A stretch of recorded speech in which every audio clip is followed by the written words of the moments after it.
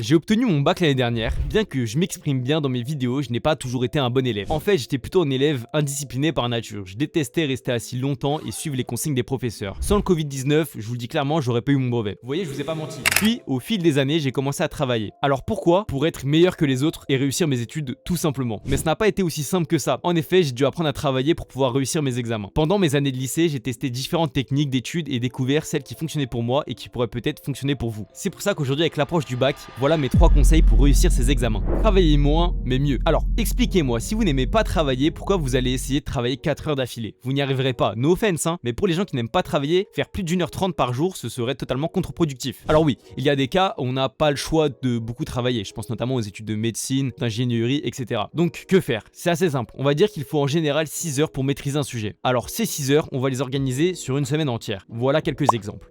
Ok, maintenant que l'on sait quand travailler, on va voir où. Déjà, si tu as un PC ou une console dans la pièce dans laquelle tu travailles, c'est mort. Pareil pour ton téléphone, s'il est dans la pièce et qu'il n'est pas en ne pas déranger en mode avion ou éteint, c'est mort. Perso, je vous conseille d'aller à la bibliothèque. Alors je comprends que la bibliothèque, ça peut être un peu rebutant. Perso, j'étais pas du tout l'humain type pour aller là-bas, mais vous allez voir, c'est game changer. Déjà d'une, vous avez beaucoup moins de distractions et surtout l'environnement donne envie de travailler, il est propice au travail. Donc en gros, il faut être loin de toute distraction et dans un endroit adéquat au travail. Quelle méthode utiliser pour travailler? Ok, j'en ai déjà parlé dans une autre vidéo, mais la technique la plus grotesque, c'est la technique Pomodoro. Honnêtement, pour un humain comme moi qui avait du mal à se concentrer, ça a été game changer. 25 minutes de travail, 5 minutes de pause. Rien que d'en parler, c'est grotesque. Faites 2 cycles, ça fait déjà 50 minutes. Vous travaillez tellement mieux. Il y a des sites d'ailleurs et des applications sur le téléphone qui permettent d'utiliser cette technique. Ça bloque, pas vraiment, je vous rassure, votre téléphone et le débloque que pendant les 5 minutes de pause. Vraiment, testez, vous avez rien à perdre. Alors maintenant, on fait quoi? On fait des fiches, on réécrit le cours, spoiler non, on le lit, on fait des exos, que faire? Bon, je vais être plus rapide dans cette partie. Ne faites pas de fiches, ne relisez pas 8 fois votre cours et encore pire, ne le réécrivez pas. Selon moi, les 2 meilleures manières pour mémoriser son cours ou d'apprendre sur un sujet, c'est d'une part de l'enseigner. J'ai déjà abordé le sujet dans une vidéo, mais si vous révisez en groupe, prenez le rôle de celui qui explique le cours ou le sujet abordé. Même si vous avez le cours en main, faites comme si vous maîtrisez le sujet par cœur, comme si vous l'aviez étudié toute votre vie. C'est un peu comme du théâtre. Vous pouvez aussi le faire sans forcément avoir de groupe, ça vous demandera juste de parler tout seul. Mais bon, justement, il y aura personne pour vous juger. La deuxième méthode, c'est de répondre à des questions sur votre sujet. Alors, ce que vous pouvez faire, c'est aller sur ChatGPT, copier-coller votre cours et lui dire de vous générer une dizaine ou une vingtaine de questions qui vous aidera à apprendre votre cours. Une fois qu'il vous a généré vos questions, vous avez juste à les noter sur un papier avec les réponses au dos, vous mélangez vos tas de papiers, puis vous piochez au hasard une question et vous répondez à la question. Si vous savez pas, vous retournez, vous avez la réponse, vous remettez la feuille dans le papier, vous remélangez et vice versa. C'est aussi simple que ça. Je vous jure, testez, vous allez voir, c'est broken. Je tiens juste à préciser que si vous faites des fiches où vous réécrivez votre cours, etc. et que ça marche pour vous, tant mieux en fait. Continuez comme ça.